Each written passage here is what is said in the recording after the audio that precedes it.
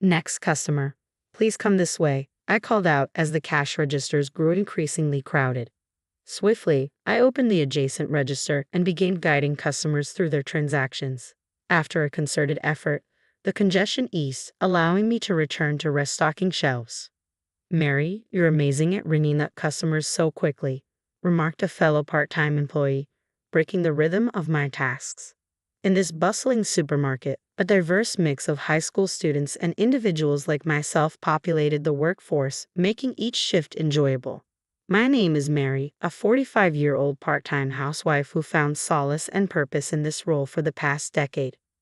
When my child began elementary school, I sought employment and landed a part-time position at this local market. The environment, filled with fellow housewives and understanding managers, suited my lifestyle perfectly. Over the years, I transitioned into one of the senior part-timers, familiar with both customers and colleagues alike. However, a sudden change disrupted our routine when our beloved manager was transferred to headquarters for what seemed like a promotion. His replacement, a newcomer from the headquarters, lacked the familiarity and competence we had grown accustomed to. Slowly, the atmosphere soared as his managerial style clashed with the store's dynamics. Rumors circulated among part-timers speculating on the president's wife's preferences for young, charismatic managers. It became apparent that our new manager saw her favor, often seen engaging in conversation with her. Despite the dissatisfaction brewing among us, none dared to voice their concerns to the president's wife. Instead, some part-time housewives and student employees quietly began resigning. As the situation unfolded, I found myself contemplating whether it was time to seek alternative part-time employment, unsure of what the future held in this changing environment. I found myself in the crosshairs of the president's wife, her sudden inquiry catching me off guard. "You've been working at the store for quite some time, haven't you? How's your child? Already in college? Which one?" she prodded, surprising me with her directness. "Yes, I've been here since the previous manager," I replied cautiously, not eager to delve into personal matters. Then, with a cutting tone, she remarked, "You seem rather incompetent. I doubt you even attended a decent college, did you?" Her words struck deep, but before I could respond, the register area became inundated with customers. I offered a quick nod to the president's wife and swiftly attended to my duties. In truth, my educational journey had ended with middle school. High school had been a tumultuous time, marked by bullying and eventual dropout during my third year. Since then, I had carved out a life as a part-time worker, eventually meeting my husband in a similar setting and building a life far removed from academic pedigrees. The president's wife, however, seemed to embody a stark contrast. She often boasted about her prestigious university background, yet curiously avoided divulging its name. It struck me as odd, but I brushed it off, lacking any particular interest. Perhaps she harbored preconceived notions about part-time workers like myself, assuming we lacked higher education. I recalled overhearing her discussing such matters with the store manager, leaving me to wonder if she looked down upon us. As murmurs circulated among fellow part-timers about similar interrogations, I found myself bracing for another encounter with the president's wife when, sure enough, she returned to the store the following day. "Excuse me," her voice cut through the air, signaling another potentially tense exchange. My attention snapped up when the president's wife directed her gaze towards me, a smirk playing on her lips as if she found amusement in some private joke. Despite the urge to react, I managed to rein in my irritation, keeping my emotions in check as she began to speak. "So, you're just a middle school graduate, aren't you? I never pegged you for a college goer, but to think you're managing here with that level of education is quite something," she remarked, her words dripping with thinly veiled condescension. I couldn't help but wonder where she had gleaned this information from, until I recalled the previous day's incident when the store manager had been scrutinizing the part-timers' resumes in the office. It seemed that what should have been confidential information had somehow found its way into the president's wife's hands. Annoyance bubbled within me at the thought of her freely sharing such personal details with other employees. I had never sought to fabricate my educational background, but the audacity of someone spreading rumors about my academic history grated on my nerves. While my fellow part-time colleagues seemed unfazed by the revelation, the president's wife took every opportunity to remind me of my supposed educational shortcomings. It became her refrain, peppering our interactions with thinly veiled jabs. "Maybe you wouldn't understand. Being just a middle school graduate, she would quip, using my education as a pretext to assign me menial tasks like cleaning. The repetition of her taunts grated on my nerves, feeling a growing resentment towards my workplace. I began to question why I subjected myself to such treatment, feeling increasingly disheartened by her relentless needling. A few days later, when she returned to the store, her mere presence was enough to stir up irritation within me. As I attempted to sidestep her, she caught my eye and gestured towards the cardboard box storage area, an area typically left untouched as it was designated for supplier use. "People like you should be familiar with garbage," she sneered, her words laced with disdain. "Middle school graduates like yourself are just here to collect a paycheck." Her words stung, delivered in the privacy of the back room, shielded from the scrutiny of customers. It was a deliberate attempt to belittle me, a reminder of my perceived inadequacies in her eyes. I had always managed to endure, especially since most interactions occurred in the bustling sales area. But on that particular day, the weight of my pent-up frustration became too much to bear. "Excuse me, but I believe I earned my paycheck through diligent work, regardless of my educational background," I interjected, my tone laced with simmering anger. The president's wife appeared taken aback, clearly unaccustomed to such pushback. "If you're going to be here, why not contribute something beneficial to the store? We're never quite sure what you're up to," she retorted, her words dripping with disdain. Ignoring the curious glances of passing colleagues, I pressed on. "And what exactly are you contributing by gracing us with your presence? Chatting with the manager, flirting with male employees and high school part-timers, looking down on the rest of us?" I challenged, refusing to back down. Her face flushed crimson with rage as my words hit their mark. "Unlike someone like you, I have a busy schedule. Coming here takes time out of my day," she shot back, attempting to assert her superiority. I couldn't help but scoff at her assertion. "Do you truly believe that? Neither the employees nor the customers share your sentiment. It's intriguing how some with impressive educational backgrounds prove utterly ineffectual in practice," I countered, releasing the resentment I had long harbored towards her condescending attitude. Clearly flustered by my unexpected retort, the president's wife struggled to conjure a suitable response, resorting to tired clichés. "Do you honestly think you can continue working here after speaking to me like that?" she challenged, her voice tinged with disbelief. Without hesitation, I delivered my final verdict. "Then I'll resign," I declared, refusing to tolerate any further belittlement. In response, the president's wife let out a mocking laugh. "Well, that'll save us on labor costs," she sneered, her words dripping with derision. I returned the smile, nodding in agreement. "Yes, that's right. Good for you," I affirmed before making my way towards the locker room. Inside, I found a fellow part-timer who had witnessed the earlier exchange. I poured out the details of what had transpired, recounting the frustrations that had been building up. "Mary, are you really quitting?" she asked, her expression reflecting the sadness of our shared experiences over the years. "It just hasn't been the same since the manager changed. It feels like we're only here out of obligation," I confided, echoing her sentiments. "With so many people leaving, you'd think they'd hire more staff, but they'd rather cut costs." She nodded in understanding.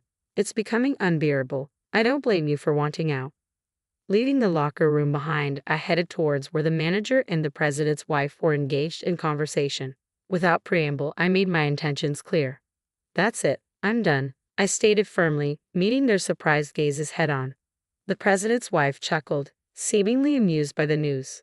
"So, the junior high school graduate is calling it quits. I wonder where someone like you will find work," she remarked, her tone dripping with condescension. I refused to let her words rattle me. "Even if I have nowhere else lined up, I won't be coming back here. I'll return my uniform next week. Thank you for everything," I declared, feeling a weight lift off my shoulders.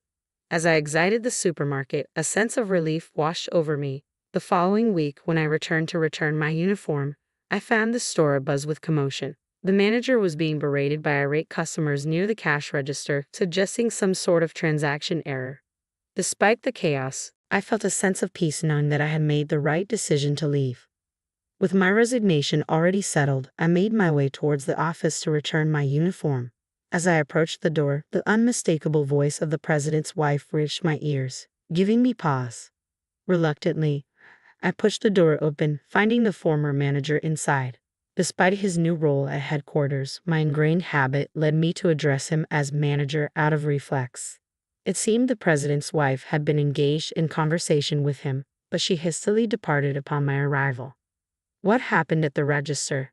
the former manager queried, his expression troubled. He proceeded to inform me of a spate of recent complaints at the store since my departure. With a cascade of resignations following mine, the store had been left scrambling to cope with the sudden exodus of part-timers and student workers. Though the manager attempted to fill in on the sales floor, his lack of familiarity with basic tasks like stocking shelves and operating the register led to a litany of customer complaints. Today's incident, however, involved a particularly embarrassing misstep. The president's wife, while conversing with a male employee, was mistaken for staff by a customer. Brushing off the inquiry, she exacerbated the situation when the manager inadvertently disclosed her true identity, sparking further discontent among patrons. As the register area swelled with customers, the absence of experienced part-timers compounded the chaos. Both unfamiliar employees and the manager found themselves manning the registers, resulting in numerous errors and lengthy delays. The escalating frustration among customers culminated in the manager facing a barrage of complaints, exacerbating an already tumultuous situation. Turning to me, the former store manager sought insight into the unfolding debacle, hoping for some semblance of understanding in the aftermath of my departure. When asked why I had decided to quit, I didn't hesitate to respond honestly. The former manager seemed genuinely interested in my reasons for leaving, and I felt it was only fair to provide him with the truth. In turn, he confided in me that he had heard rumors regarding the president's wife's educational background. While he lacked specific details, the word on the grapevine was that she had only graduated from high school. This revelation left me pondering the irony of her previous educational condescension. Could it be that the president's wife, with her supposed lack of higher education, was projecting her own insecurities onto others? It certainly made her seem all the more formidable and unpredictable.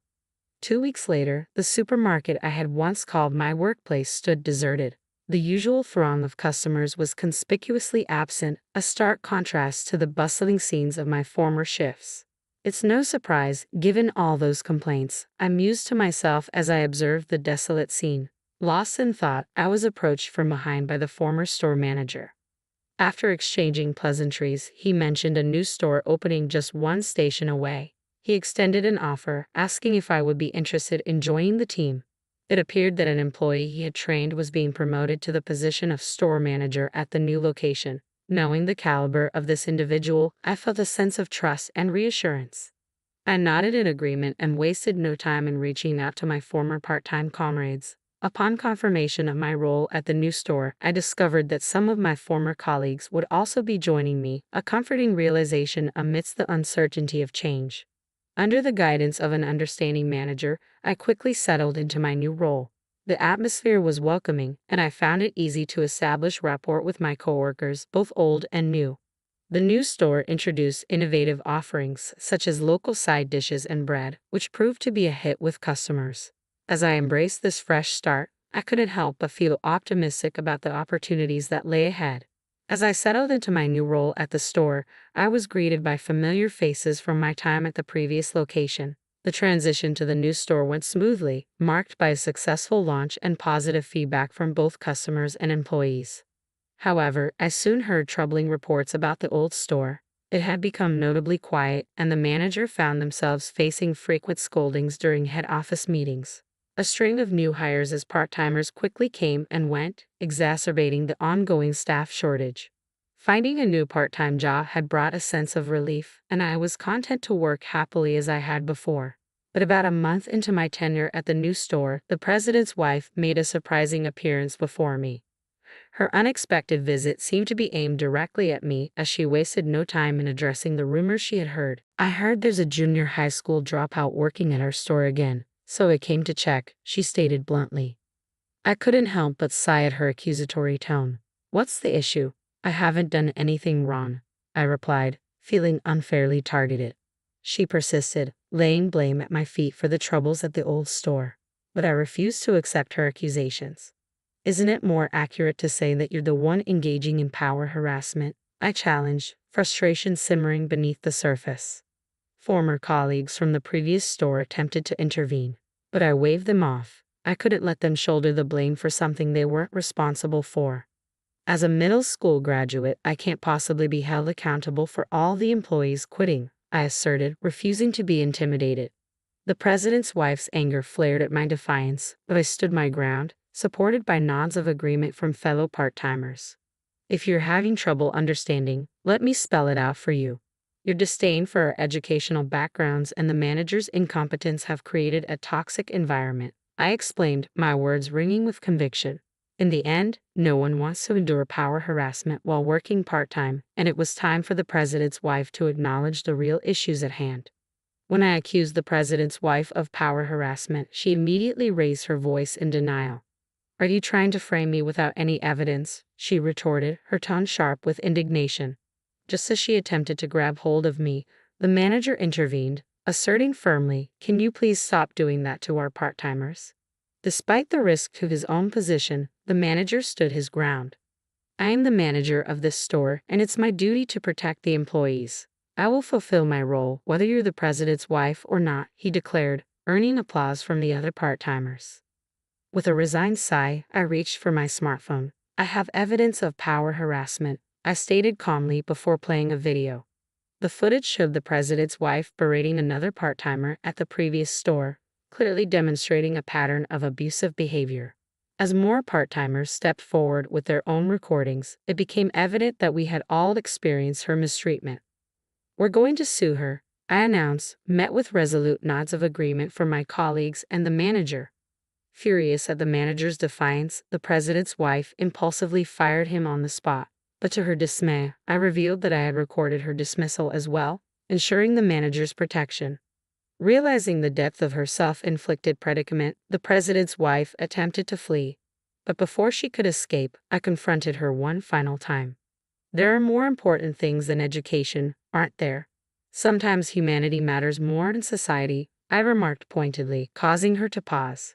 "How did you know?" she muttered, inadvertently admitting to her own insecurities.